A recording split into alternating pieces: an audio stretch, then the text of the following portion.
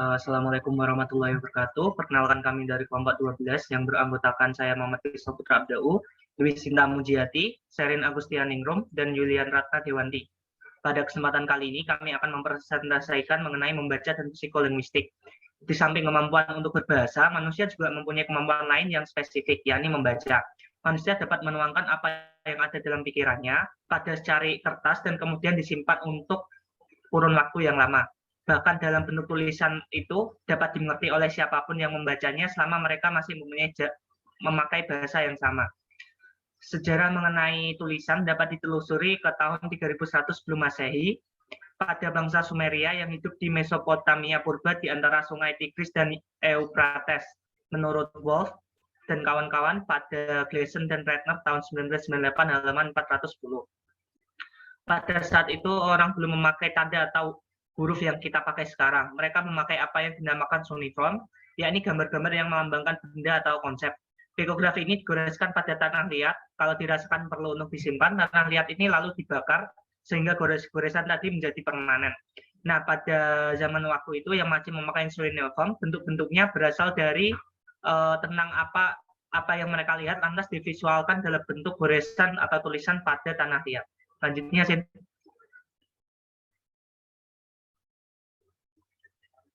Nah, berikut merupakan contoh dari cuneiform pictograph yang mana biasanya tertulis pada tanah liat yang disimpan secara permanen. Nah, untuk tulisan-tulisan ini berasal dari visual yang manusia pada zaman dahulu lihat pada alam sekitar, seperti gambar ikan yang melambangkan ikan, gambar kepala burung yang melambangkan pada waktu masih sederhana terhadap apa yang mereka visualkan, lantas mereka tuliskan menjadi sebuah kata. Selanjutnya akan dijelaskan.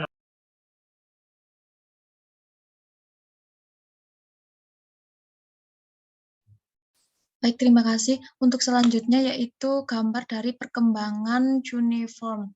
Orang Sumeria memakai dokumen seperti ini itu biasanya untuk mencatat jumlah ternak yang dikirim ke suatu daerah, terus pemilik dan penerima ternak, ikan, atau pohon, dan sebagainya. Kemudian untuk cuneiform yang dalam bentuk gambar ini sedikit demi sedikit itu mengalami perubahan. Misalkan pada tangan yang berubah dari bentuk yang semula itu pada tahun 3000 sebelum Masehi, seperti yang gambar sebelumnya, itu menjadi apa yang terlihat pada gambar ini, yaitu pada perkembangan tampak bahwa perkembangannya itu makin lama makin abstrak, menjauh dari perwujudan benda yang diwakilinya. Sementara itu untuk orang Mesir sekitar tahun 3000-an itu sebelum Masehi juga mengembangkan sistem tulisan dengan gambar yang dikenal dengan hieroglif seperti pada gambar berikutnya. Untuk Cina itu menggambarkan ideogram, yakni gambar-gambar yang menyimpulkan objek.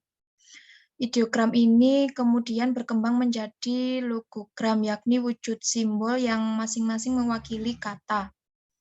Perkembangan selanjutnya adalah tulisan yang dinamakan silabari. Dalam sistem ini itu suatu simbol tidak mewakili kata, tetapi mewakili suku kata. Misalkan ada bahasa Jepang dan bahasa Jawa.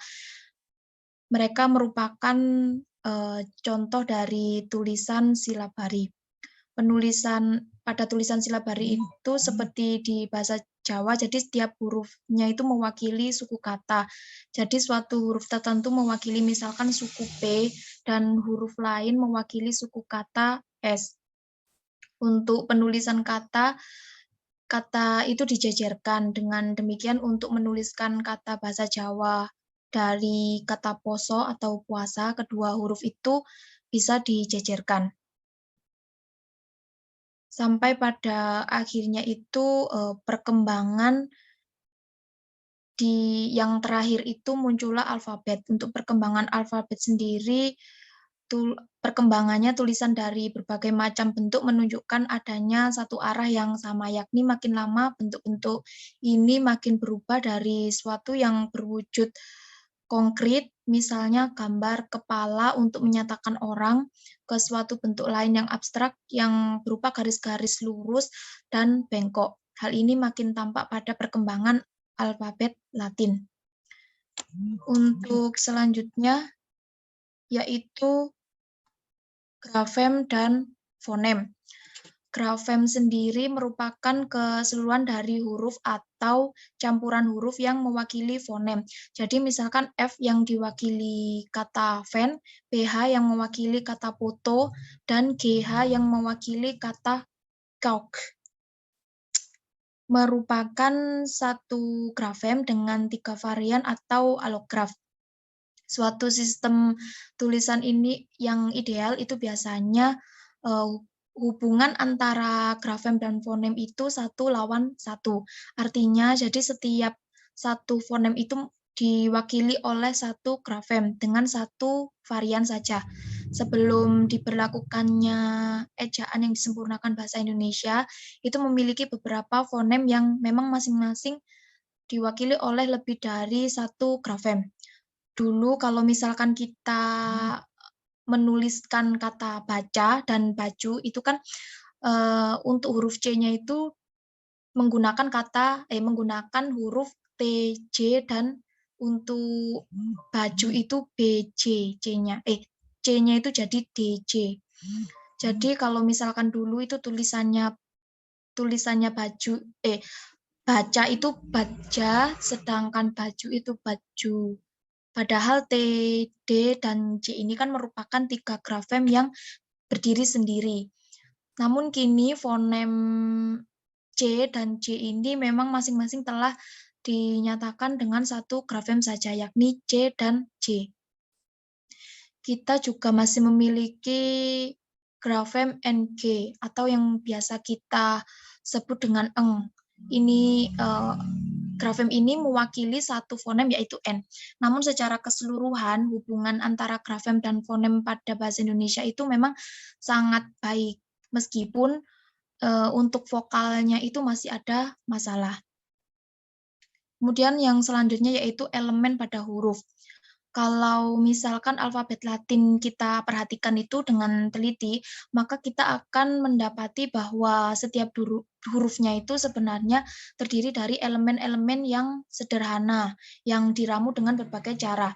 Namun huruf P, Q, B, dan D misalnya, hanya terdiri dari satu garis lurus dan setengah lingkaran. Jadi bentuk dari keempat huruf ini itu dibentuk dari satu garis lurus dan setengah lingkaran. Misalkan pada P, lingkaran ada di bagian kanan garis, sedangkan pada huruf Q di kiri garis. Begitu pula antara B dan D. Pada B, lingkarannya itu ada di sebelah kanan, sedangkan D itu ada di sebelah kiri. Untuk perbandingan P dan B hanyalah terletak pada garis lurusnya. Misalkan pada huruf P, garis lurusnya itu menjorok ke bawah, sedangkan pada huruf B itu kan garis lurusnya menjorok ke atas. Huruf-huruf lain yang mempunyai keteraturan bentuk itu seperti yang sudah dikemukakan oleh Lado, yang biasa disebut regularit ovid.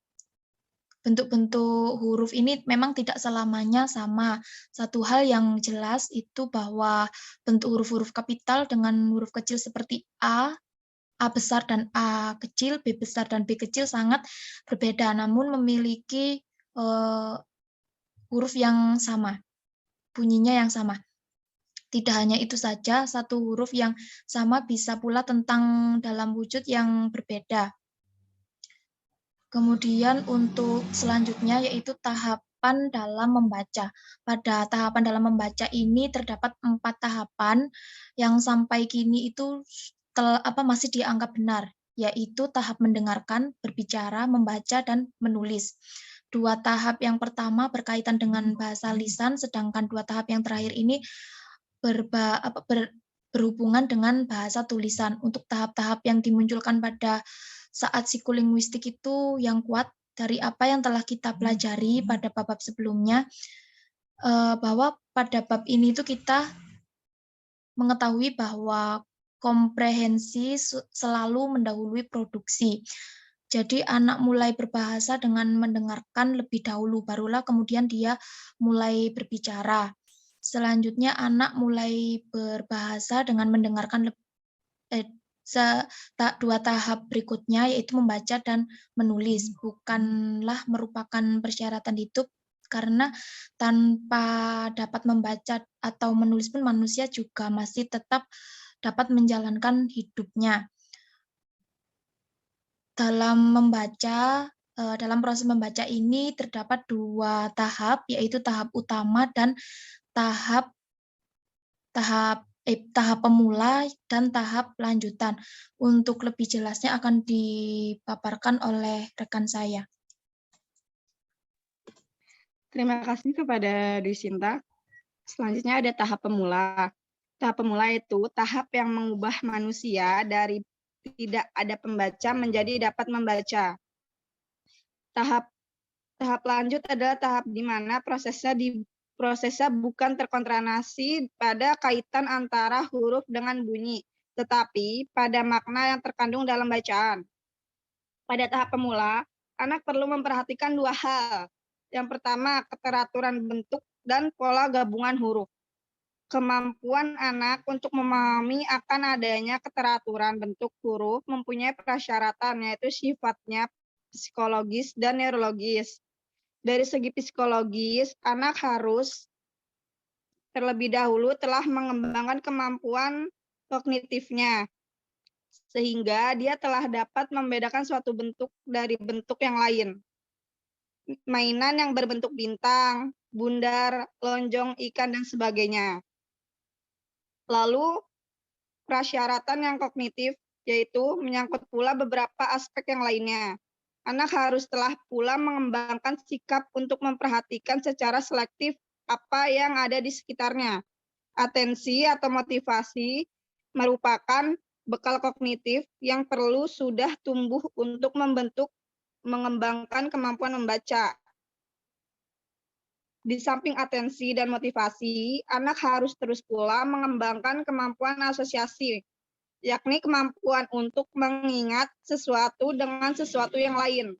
Anak tidak akan dapat membaca bila belum menyadari bahwa apa yang telah dapat dia ucapkan itu bisa dikaitkan dengan coret-coretan pada secari kertas.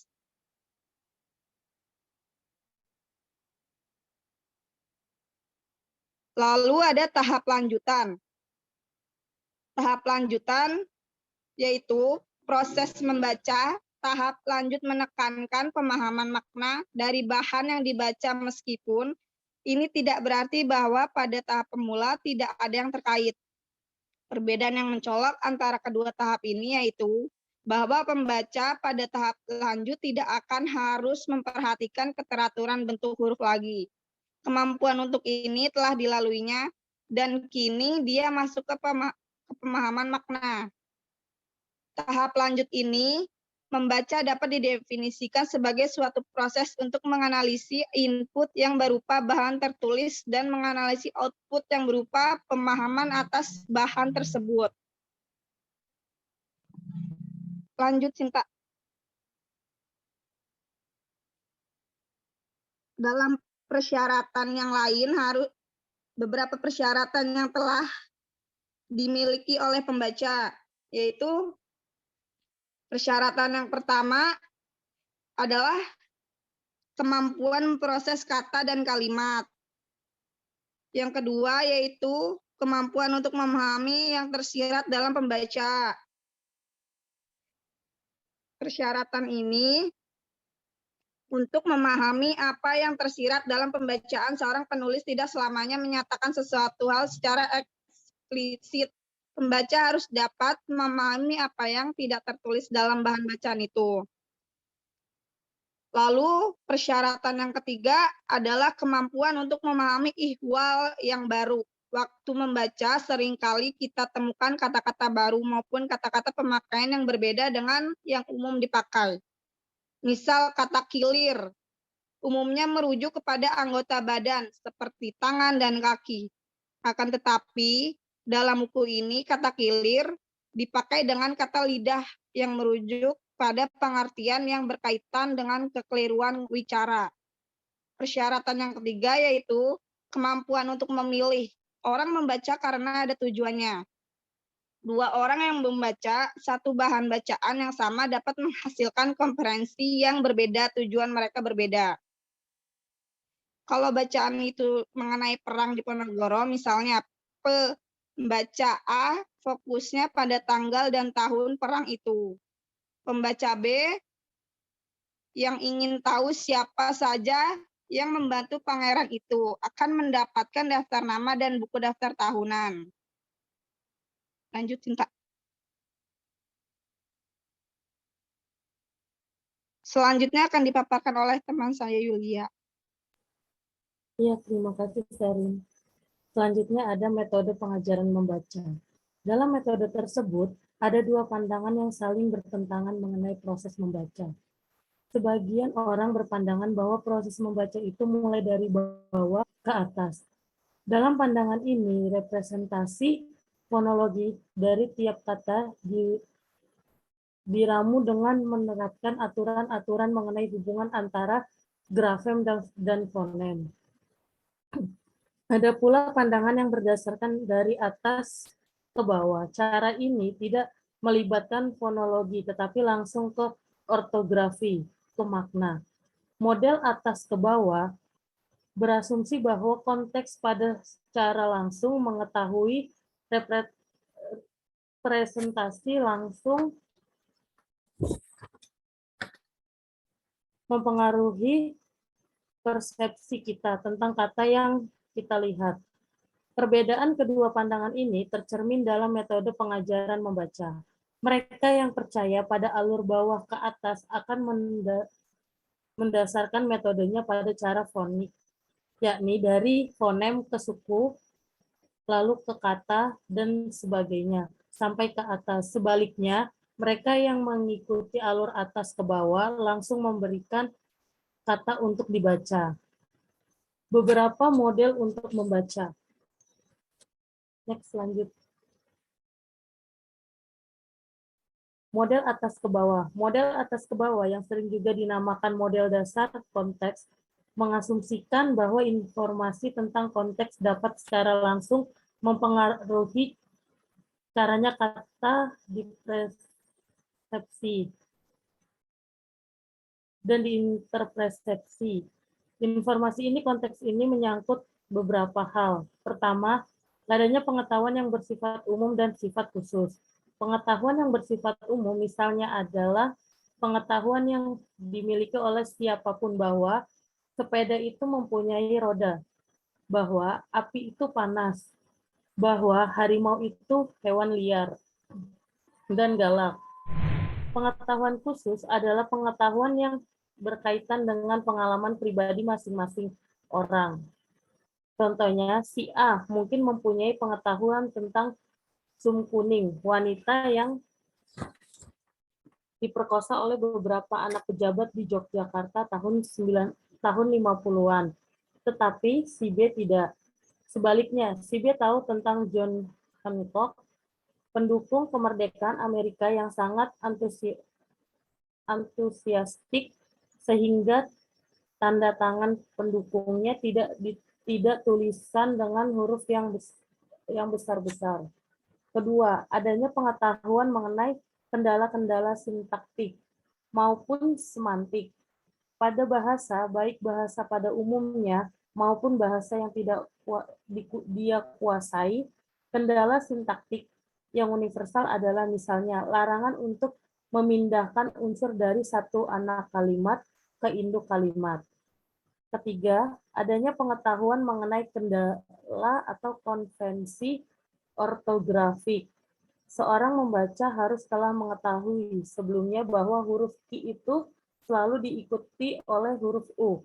Bahwa bagi orang Indonesia, gugus konsonan itu diakhiri kata itu tidak ada kecuali pada beberapa kata pinjaman, seperti konteks dan kompleks. Selanjutnya, ada model bawah ke atas.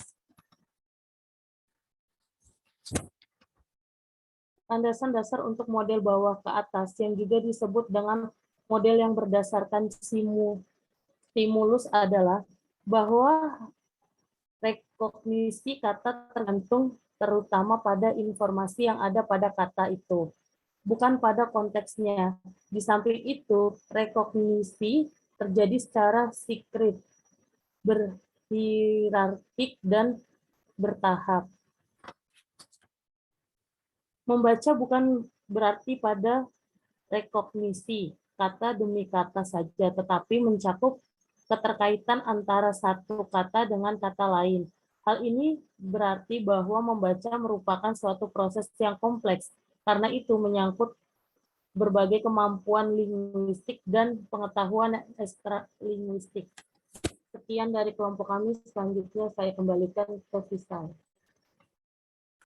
Baik, sekian presentasi dari kelompok kami. Mohon maaf apabila ada kesalahan kata maupun sikap. Wabillahi taufiq wal hidayah. Wassalamualaikum warahmatullahi wabarakatuh.